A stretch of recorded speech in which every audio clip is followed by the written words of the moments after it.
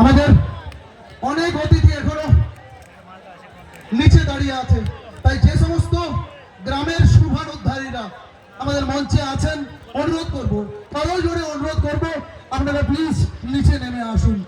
আমাদের গ্রামের অসংখ্য শুভানুদ্ধারী রয়েছেন, আপনাদের অনুরোধ করব প্লিজ আমাদের নিচের মঞ্চে চলে আসুন।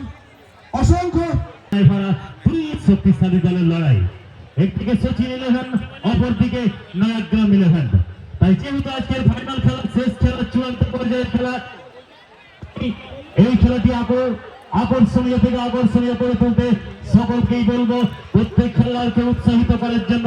তাই চারদিক থেকে মাঠের যে কোনো প্রান্ত থেকে হই হুল্লোড় করে তালে দিয়ে তাদেরকে উৎসাহিত করুন এবং তাদের কাছ থেকে সেই সেরা খেলাটি নিয়ে আসুন। দুদিকে খেলার প্রস্তুত এবং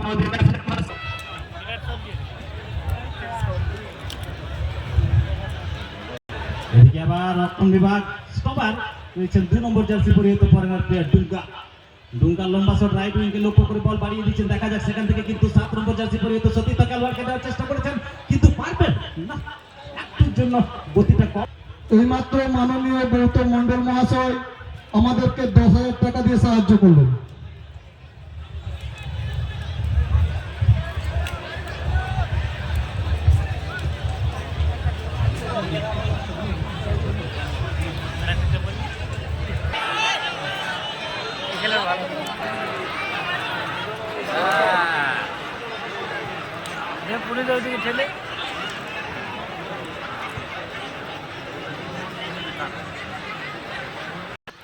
নাম মাধব রায়, পিতা তরণী রায়, বয়স 15-16 বছর।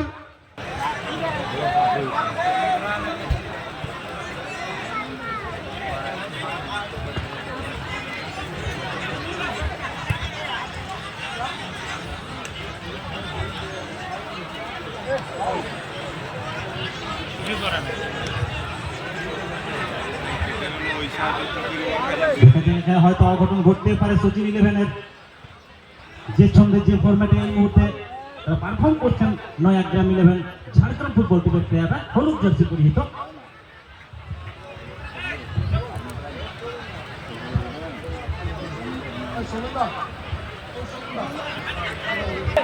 খুব সুন্দর, এখানে হয়তো আপনি একটা ম্যাজিক করতে হবে বাজার থেকে, কিন্তু না, এত সুন্দর সামনে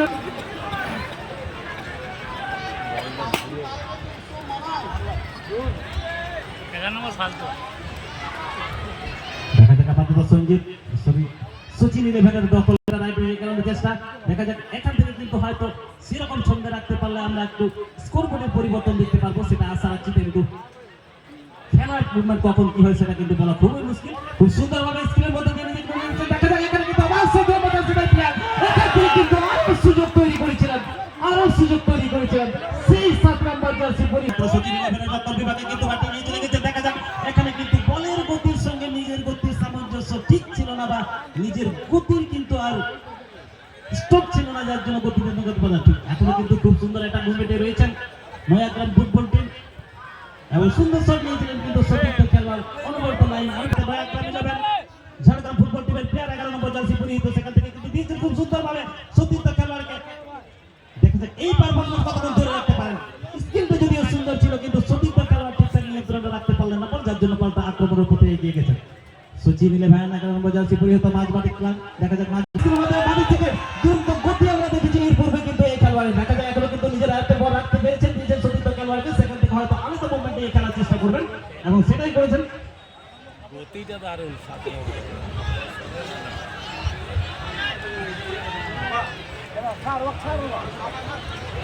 আবার সুন্দর 7 নম্বর আবার শট, আবার লক্ষ্যভ্রষ্ট শট, বারবার শট, এই শট নিয়ে কিন্তু 3 থেকে ফ্রি কিকটা খুবই উপনীয়, যেখানে শ্রীনগর পল্লী উন্নয়ন সংঘ এই মুহূর্তে আমাদেরকে আর্থিকভাবে সাহায্য করলেন।